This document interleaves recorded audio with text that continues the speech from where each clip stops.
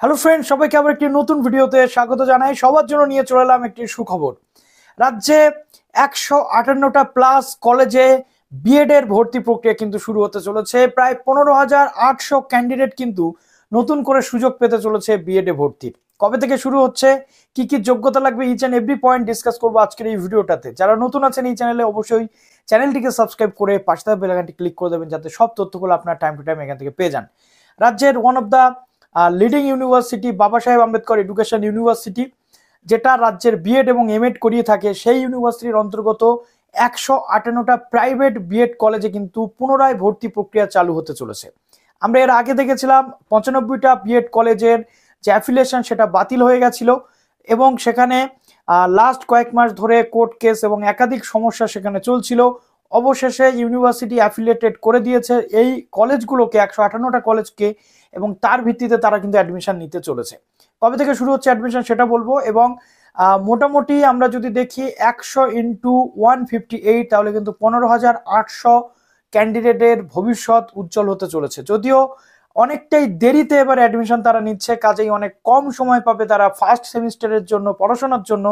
First সেমিস্টারে কি কি ডিটেল থাকে, ফার্স্ট সেমিস্টার রিলেটেড যদি কোনো হেল্প লাগে, প্র্যাকটিকাম থেকে থিওরি, পুরো বিস্তারিত আলোচনা আপনারা আমাদের চ্যানেলেই পেয়ে যাবেন।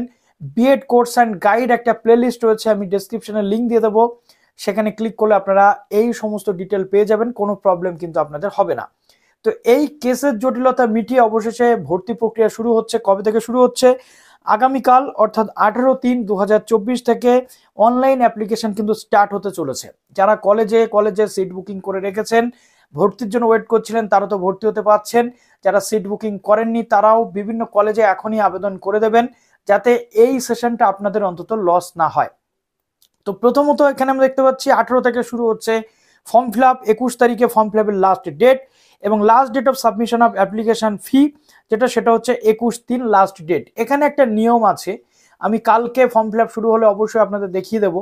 প্রথমত আপনাদের ফর্মটা ফিল আপ করতে হয়, তার পরবর্তীতে ফর্ম ফিল আপ সাবমিট হয়ে যায়। ফর্মটা সাবমিট হয়ে যাওয়ার পর আপনাদের ফিস কিন্তু পেমেন্ট করতে হয় থ্রু এসবিআই কালেক্ট পেজে গিয়ে। কিভাবে সমস্ত ডিটেল বলে দেবো, এবং এর সাথে সাথে আপনারা ফর্মটা একেবারেই ফিল আপ করার চেষ্টা করবেন। সাবমিট করার পর অনেক ক্ষেত্রে রেফারেন্স নাম্বার আপনারা পাবেন না, সেক্ষেত্রে প্রবলেম হবে, কিন্তু একেবারে আপনারা চেষ্টা করবেন ভালোভাবে ফর্মটা ফিল আপ করার, যাতে রেফারেন্স নাম্বারটা আপনারা পেয়ে যান। তো এখানে সাবজেক্ট ওয়াইজ যে মেরিট লিস্ট সেটা আসবে, কলেজের নামগুলো সেখানে থাকবে 24/3 অর্থাৎ 24শে মার্চ সানডেতে। অ্যাডমিশন হবে কিন্তু 27 থেকে 28 তারিখের মধ্যে, দুদিনের মধ্যে। অলরেডি যারা কলেজে অ্যাডমিশনের ফিস জমা করেছেন তাদের আর কিছু করতে হবে না, যারা করেননি অবশ্যই কলেজের সাথে যোগাযোগ করবেন। এবং স্টুডেন্ট ডেটা যেটা কলেজ সাবমিট করবে সেটা হচ্ছে 27 থেকে 28শে মার্চের মধ্যে।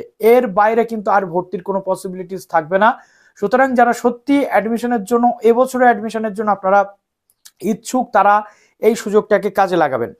এবং এখানে একটা বলা হয়েছে যেটা, যে সমস্ত ক্যান্ডিডেটরা অলরেডি আবেদন করে রেখেছিলেন তাদেরকে আবার কিন্তু নতুন করে আবেদন করতে হবে। কেন করতে হবে? নতুন পোর্টাল আসছে, সুতরাং নতুন আবেদন আপনাদের করতে হবে এবং পুনরায় অ্যাপ্লিকেশনের ফিস আপনাদেরকে কিন্তু দিতে হবে, যেমনটা এখানে বলা হয়েছে। The undertaking for additional classes 432 ঘন্টা theory plus practical class plus 36 ঘন্টা পার উইক যে ক্লাস, এটা কিন্তু কলেজগুলোকে করাতে হবে, এমনটাই আন্ডারটেকিং কলেজের কাছ থেকে ইউনিভার্সিটি নিয়েছে।